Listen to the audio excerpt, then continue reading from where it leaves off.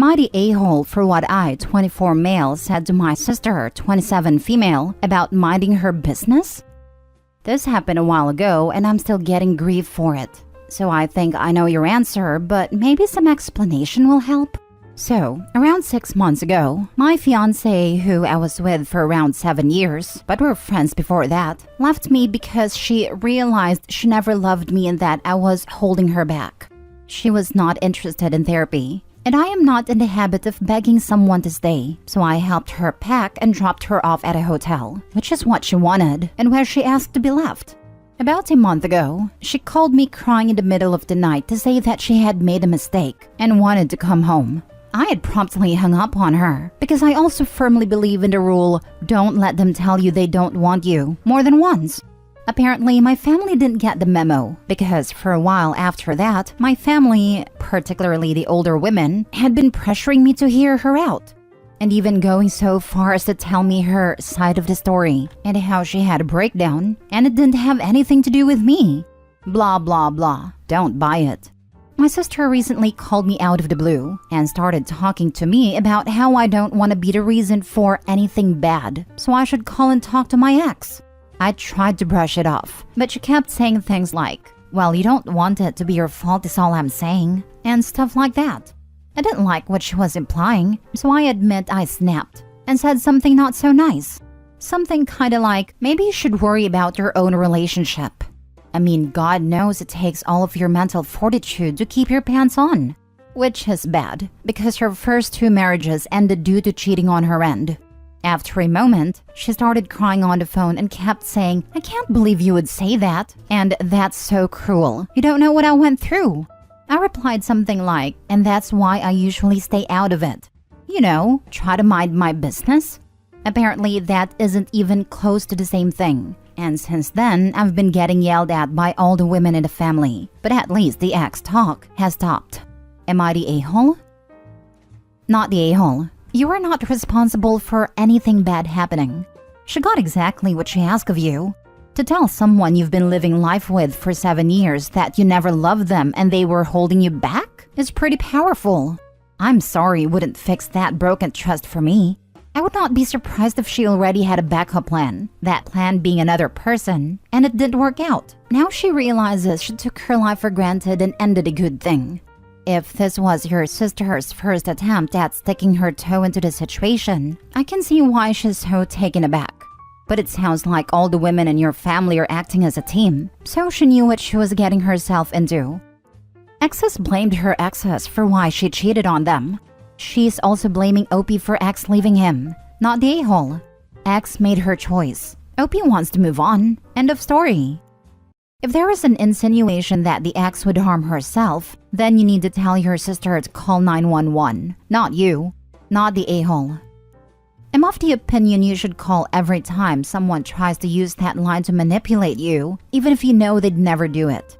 Hopefully getting the cops involved enough times will make them cut that nonsense out. I can just imagine the sister spluttering over the line if Opie was like, wait, really? I'm gonna call the cops because I'm afraid she'll hurt herself. It's effective. Had a friend keep someone on the phone while their mom called the police in another state. Because if it is real, they need help. If it's manipulative, then they made their bed. Yep, my ex did this to me, in writing, the day before a divorce proceeding. I responded with a link to a mental health line, told her she should call them if she felt like hurting herself, and called her sister and related, and said, I'm done with it. It's on you. I'm not getting involved. Printed out the transcript and had it for the judge to see. Ex had a restraining order out against her for assaulting me, and we made a nice record of her manipulation on the record in court. Sadly, it didn't move the judge in the least, but I did get a formal, I was only doing it for attention, and a good, don't do it again or I will move for full custody of the children. It was a regular part of our interaction for many years. Been over a year now and not a peep. Next story. Am I the a-hole for not moving on fast enough for my late fiancé? I, 27 female, have twins, 3 male and 3 female. For my late fiancé, I'll call him Noah. Noah and I met when we were 16 and got engaged when we were about 24. And shortly after, we found out that I was pregnant. However, Noah died in a car accident not too long after. This wrecked me and both of our families, since we had been together for so long and they had watched us grow up together. Noah was his mom's only child and she had him at a young age, so they were very close. The whole family helped raise Noah when he was young, and when Noah and I started dating, we always had our weekly dinners with just the three of us. His mom and I became really close, and even closer after Noah's death. Her and I continued those weekly dinners, and I included the twins when they came along. My current boyfriend of 10 months, I'll call him Rick, has recently told me that he doesn't like how close I am with Noah's mom. He doesn't like our weekly dinners and thinks that only the twins should go. He doesn't like that I still have pictures of Noah and I in my house. Rick doesn't live with me and the twins, just spends nights, and doesn't want me going on vacation with Noah's mom and her family. I've been going on vacation with Noah's mom and her family since I was 16, and I continued to go even after Noah's death, with the twins. It never really came across my mind to stop going, because I love Noah's mom, and the twins love spending a week at a beach with their grandmother and the rest of the family. I told him that the pictures stay, because he doesn't live here, and the twins love looking at the pictures of their dad. Then I told him that it's too late to back out of the vacation, and that I enjoy spending time with Noah and his family. He then told me that I'm not a part of Noah's family, so I have no reason to go, and that I'll never be part of the family because Noah and I never married. I was taken aback by this, and told him to get out. I called my parents and told them what happened, and to my surprise, they agreed with him. They believe that I need to start pulling away from Noah's family, because again, I'm not a part of it, and I never will be. They said that I don't need to be rude to them or anything, but I shouldn't be going on vacations, having dinners with his mom, or going to family gatherings, and that I need to start a new chapter of my life, one where Noah and his family aren't in it, because I'm taking too long to move on from Noah. Then Rick texted me, saying to contact him when I'm actually ready to be in a relationship with someone who isn't Noah. I really don't know what to make of this. I thought I moved on enough. I know that Noah and I will never be married, and I've accepted that. I just still see his mom as a mother figure because I've known her for so long, and the twins love her. She was one of the only people who knew how I felt when Noah died, and I don't know what I would do without her. Am I the a-hole? I'm not a part of Noah's family. Yes, you are. You're mother to the grandchildren of her dead son. Pretty much family in my book. Not the a-hole. Thank you. I've always viewed them as my family, but this whole situation had me second-guessing that. They will always be family, Opie, at least as long as you allow them to be part of the twins' lives. They will always be present and will interact with you and the children. Is there any reason why your parents resent them so much they want to make you cut contact with your children's family? How would they feel if they were the family being kicked out of your twins' life? I guess they won't care because they are not family and will never be. Rick is a jealous, controlling a-hole. Please be careful when he is around your kids and what he tells them. Only 10 months dating and demands you to cut contact with family is a big red flag, but whatever. Not the a-hole, Opie. But please, for your children, don't deprive them of a healthy relationship with people who knew their dad and loves them a lot. You and Noah would still be together except this horrible tragedy. Not the a-hole, and I would move on from Rick. Thank you. I don't think I'll be contacting Rick anytime soon. Don't contact him ever again. Next story. Am I the a-hole for not waking up my boyfriend for work in time, even though I could? My 29 female boyfriend, 35 male, has been living with me since he landed his first engineering job 2 months ago. I have been the one to wake him up several times when I notice he's sleeping in. He has his first alarm at 7, then one at 7:10. He has to leave at 7:45 max if he wants to get to his workplace by 8 a.m. I work from home. I'm a freelancer, so I have no need to wake up that early. On the times I realized he hasn't moved from bed and it's past 7:30, he would really get mad when I woke him up, yelling, "Why didn't you wake me up sooner?" Today I woke up at 7 a.m. by his alarm clock as we sleep together. He woke up, turned it off, and went back to sleep like he usually does until the 7:10 alarm. Then he turned off the 7:10 alarm and went back to sleep again. I wasn't really paying attention to the time, but I was using my phone as some clients were texting me already.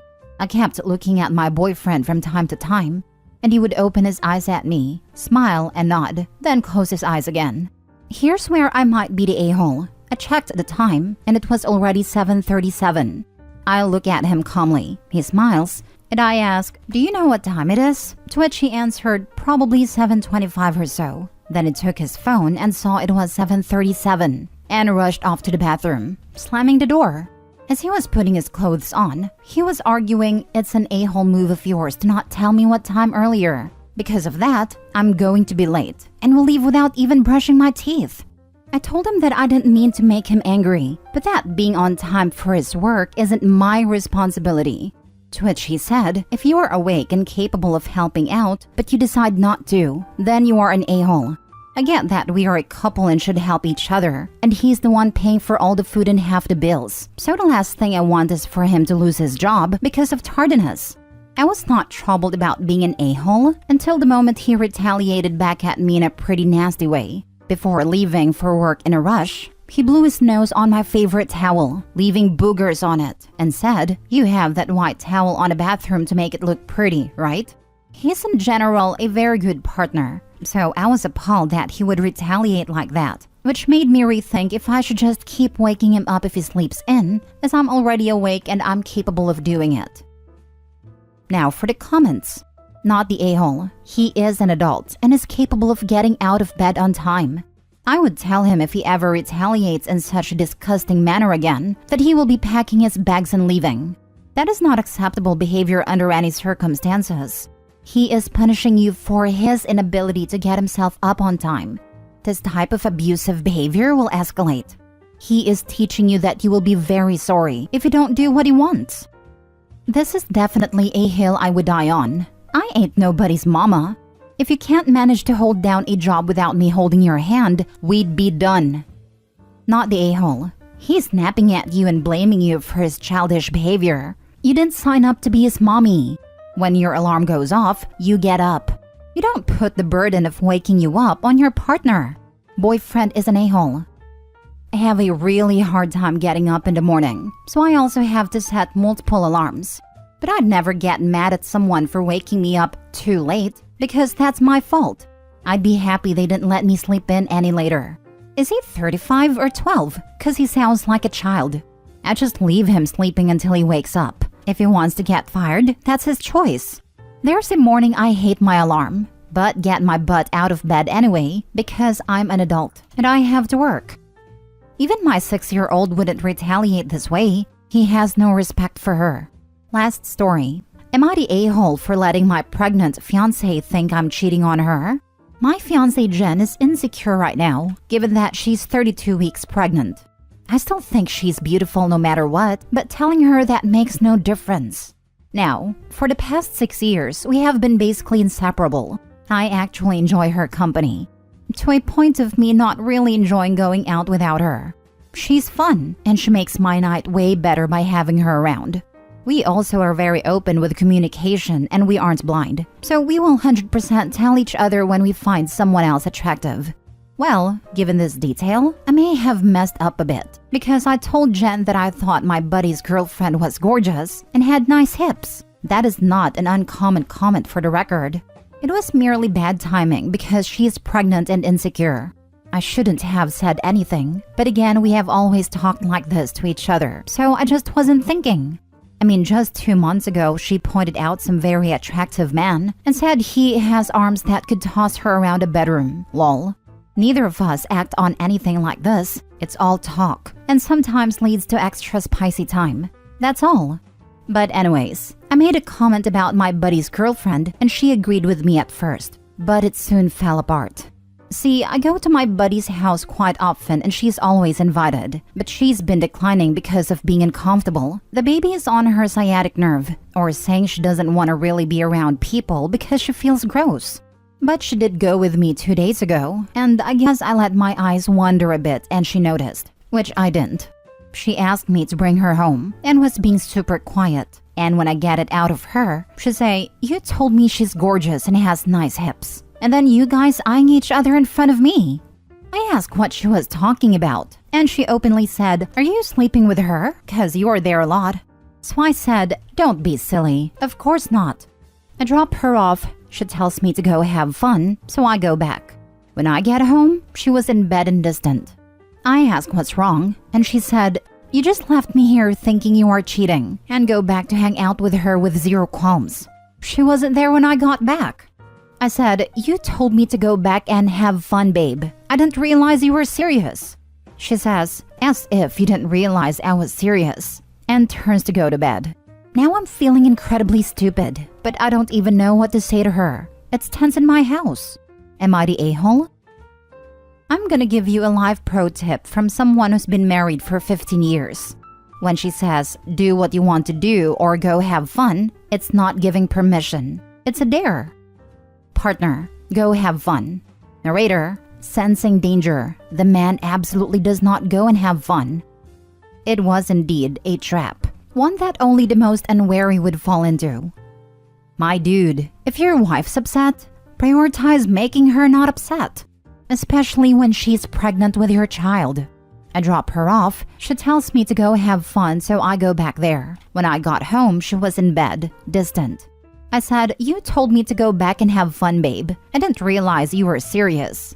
Are you serious right now? I truly can't tell. She's not mad at you because she's pregnant and insecure. She's both of those things right now, but that's not why she's mad. She's mad because she was upset. And instead of trying to make things better, you went back and prioritized your own fun. She told you to leave because your presence made her upset, but your absence would make her more upset. Learn these things. You're going to be a dad, so prioritize your family. You're the a-hole. Yeah, Opie. I would explain to her that you posted here and definitely learned some perspective, that you love her a bunch and you were being super dense and a moron. You two seem solid and comfortable with each other, so once she sees that you know your thought process was stupid, this would be salvageable. You're the a-hole. Do better.